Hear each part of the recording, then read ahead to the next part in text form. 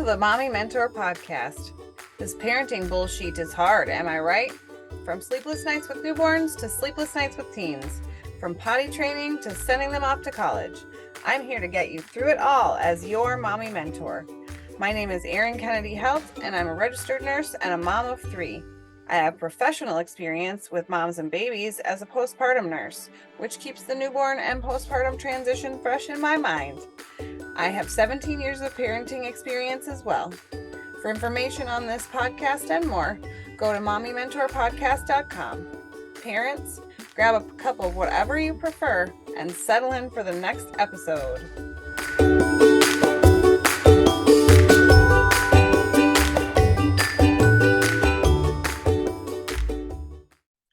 Welcome back, mommies. It's Erin, your mommy mentor. This episode's subject is postpartum visitors. It sounds like out of this world alien visitors. That's not what I mean. What I mean is those people who want to visit you after you have a baby. And it can be quite overwhelming. I noticed that as a postpartum nurse. But I want to tell you a funny story about this because it's a doozy. It involves me being not so kind to someone. Not as their nurse, as their friend. What happened, and it involves visiting postpartum. That's why I'm telling you the story. My best friend had a baby, and the first baby she had, I was in the room. And this baby, they decided it was just going to be her and her husband. Totally fine. Okay, sounds great. I was a little butthurt, but it was like, whatever, of course, it's your baby. You do you. Have the birth that you want. But she said, okay, you can come and see him right away when he's born. I was like, great. Sounds good. And at that point, I wasn't a nurse and I wasn't a postpartum nurse. So I had no experience on a postpartum unit and no experience witnessing the experience of a postpartum woman from an outside perspective. So I just lived it. And even with my births, things were just different. But continuing on with my story about my friend, called me, told me she had the baby, and I was so excited and, congratulations, and find out all the details and talk to her for a little bit. And then I asked her, what does she want me to bring her for dinner? And she's like, no, tells me I would rather you not come today. Really tired. By this time it was about 6 p.m. or something. It was evening. It was in the summer, but it was evening. So she was tired and did not want me to come visit. And I was not happy. And I let her know. I know I definitely yelled at her. And, this is what you promised me you would do. And you promised me I could see the baby right away. And, I'm already sad I wasn't in the room. Like, what a jerk I was, making this about me. Wow. Wow, wow, wow. Luckily, this girl and I are still friends because she knows that was just a terrible mistake and that my character was not wanting to hurt her. Like, my intention was not wanting to hurt her. But yeah, I did that, and I'm not proud of it. And I realized after I became a postpartum nurse and witnessed things from an outside perspective with postpartum women, just how tired they are, how much work they had already done. The fact that they'd already entertained people all day with, like, you're talking to your nurses and your staff that you're working with and your husband and blah, blah, blah. And like, it's just a lot. And then you push a human out of your body, or you have a major surgery, or you try to push a human out of your body and then have a major surgery. And you're expected to be a hostess like 2 hours later. What is that about? And I didn't really get it until I was a postpartum nurse. I didn't really see why my best friend was so upset. Like, I knew that I was a jerk and I didn't make a good choice in yelling and things like that. But I felt like, well, you said I could come see him and you didn't let me. That wasn't very cool. But I apologized for my behavior because I was a jerk. And I didn't really get it until I became a postpartum nurse, and I was like, oh my gosh, what have I done? So I frequently still apologize to my best friend for doing that because I still feel bad. And the postpartum nurse perspective is just like so helpful for me in understanding motherhood in a different way than my own perspective. It gives me an outside perspective, but also I can relate to those perspectives. I've been there in most of the cases, or at least I can relate because, everybody's tired postpartum or things like that. So I felt so bad just after I became a postpartum nurse, realizing what I had done to my best friend, you guys. She's my best friend. We've been best friends since we were 12 and 13, and we're like 40 now. So, you do the math. But terrible behavior on my part. And I noticed my grave mistake more immediately when I became a postpartum nurse and saw the pattern of people. I don't mean to say this like violently or in a gross way, but like literally descending on these people like vultures, these new families, sometimes your first baby, and they're just like, woof. And why? The baby in most cases isn't going anywhere, and neither is the parents. So just give them a little time to settle in. However, I completely understand the excitement. You've been waiting for this baby for months and months and months and months, and you're all so excited and you just love the baby already, and your family is something to celebrate. So I get wanting to be together as well. I'm here to tell you this episode how to cope with the visitors, the postpartum visitors.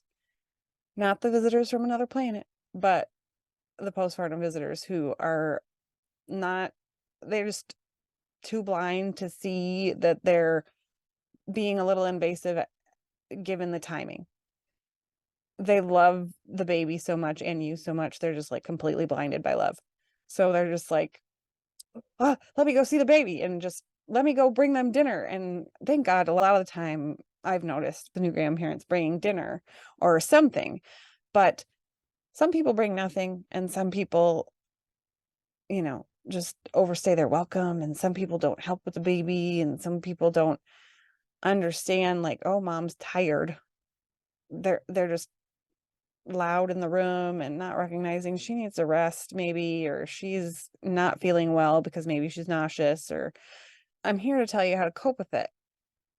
What I did I had the girls first. I'll tell you about my birth experience, my first one, and the visitors. The girls were preemies. They were 28 weekers, and I had them after a month of being on bed rest. So everybody was on pins and needles, completely worried about the babies and me, but not exactly completely understanding how really big of a deal it was for a baby to be born 12 weeks early, let alone two of them.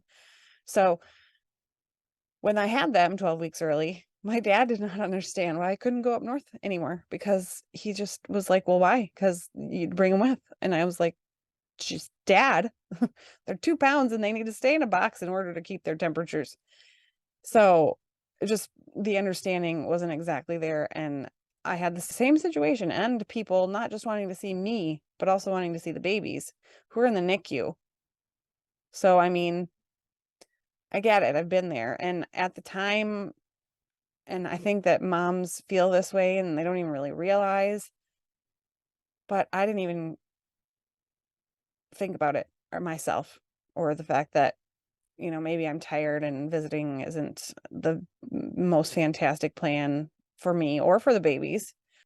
I let everybody visited. And at the same time, my husband and I agreed that because they were born so early, that it would be a great idea for everybody to see them, because when babies are born early, you just unfortunately don't know what's going to happen. And sometimes when they're born term, you don't know what's going to happen. But we decided that it would be a good idea for our families to see them just in case. But we didn't really think anything was going to happen. You always never know. So you just want to make sure.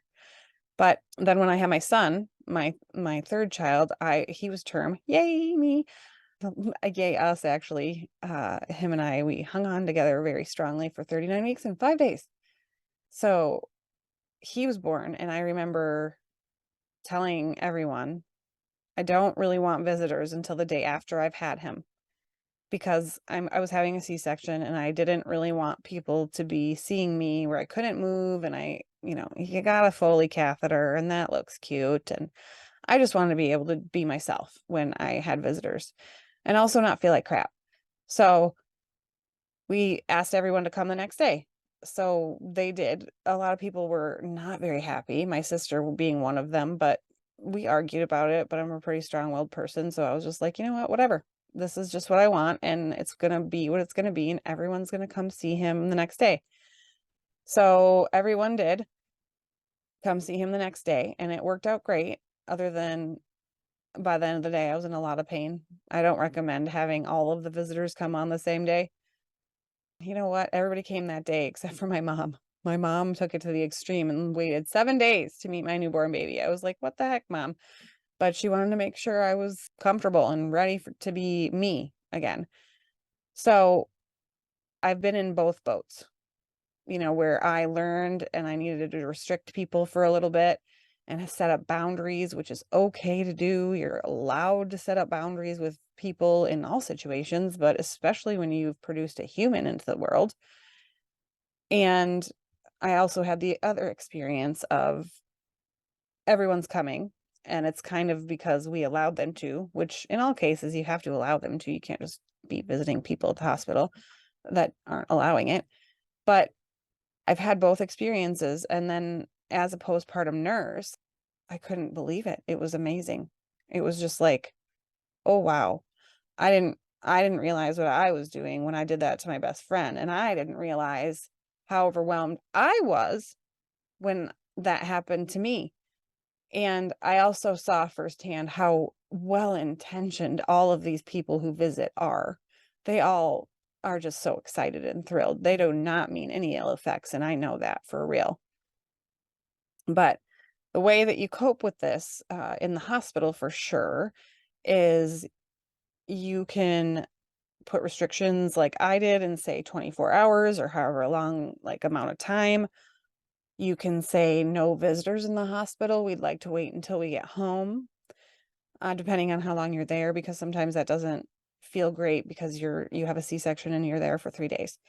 But some people just have people come on in shifts, or you're going to be there for a few days or a couple of days, and you have one set of parents come one day and the next day the next set of parents, and just kind of stagger it out a little bit so you're not just using up all of your energy on visitors, because you're not going to be sleeping. I will be honest with you, one way or the other you won't be sleeping. Even if your baby's sleeping, you're not going to be sleeping, because you have to get used to the fact that you're sleeping with this new human that you are responsible for keeping alive. And it's kind of scary because you don't know if they're breathing on their own and all that stuff. Not only that, you're not in your own environment at home, so you can't sleep well because of that. And we're checking on you. And the hospital beds aren't always the greatest. And sometimes the thing they have for the support person to sleep on aren't the greatest. But you're not going to be sleeping for one reason or the other anyway. And then you're exhausted, especially the person who gave birth is exhausted because they actually gave birth. I read once that the assault to the body that pregnancy and delivery is ridiculous. And it takes truly a couple of years for your body to recover from it all, which is why they don't recommend having births super close together. It's a crazy assault to the body, and then the woman is immediately her body is trying to produce milk and uterus contract and all these things and heal itself. And especially if you had surgery, that's even more, because you're dealing with pain and you're exhausted from just how hard it is to move. And you're also exhausted from maybe the narcotics they need to give you for your pain. But because it's a surgical thing, it's just more energy your body needs to use to recover. So you can do those few things in the hospital, or you just no hospital visitors, whatever you want to do. And then what I always tell my patients when they go home, because that's the big time, because now you're at home and us nurses aren't there to help you. And I'm not saying you are relying on us 100% in the hospital. Of course not. You are doing almost everything on your own. Lots of education. I love doing education. It's my favorite. And I love helping people get sleep in the hospital because I know if you could build up a reserve while you're in the hospital, that's going to be helpful for when you go home because we're not there to help you build up that reserve. We're not the nursery that you could use if you would like, if your hospital offers that, is not there. So it's just one of those things. And then you go home and it's you and your baby and your mate and or your support person, and you're trying to figure out life with this new thing, and it's crazy. And like I said before, when you can't sleep because you're scared it's not going to breathe. So all those things, and then everyone wants to come visit you, and especially because now you're home, it's harder to say no because people have been to your house before, they're comfortable in your homes. Why wouldn't they come visit you? Now you've had a little time because you've been home from the hospital and things. Once again, advice for this. I advise people to kind of barter, and that sounds cruel and ridiculous, but the thing is these people love you. The people who want to come see you and your baby, they love you and they want to help and they don't know how. So give them jobs. They're going to love it. They're going to want to help you. Those people have raised children. They know how tiring it is. So they'll help you and they want to come see your baby. So my advice is this. When you have visitors and arrange visitors and people are planning their visits and things, can I come and see your baby this date and time, etc., etc.? And you say, sure, would you mind bringing dinner? Or sure, would you mind if while you're here, I could take a shower while you hold the baby? Or sure, would you mind if after we visit for a while, I take a little nap while you hold the baby? You guys, they're going to be in heaven because they're holding the baby. Trust me, they'll be happy to help. It's one of those things that you gotta speak up for yourself and say what you need and what you need help with. And it's hard to do, just like setting boundaries is hard to do because it's always hard to do those things with people you love. But it's a healthy thing to do, boundaries and asking for help and acknowledging that this is hard and acknowledging that, gosh, it would be a lot easier if I had a little extra help in life right now. So totally healthy for you to ask for help from your family because they want to help you anyway, and your friends and whoever, your neighbors.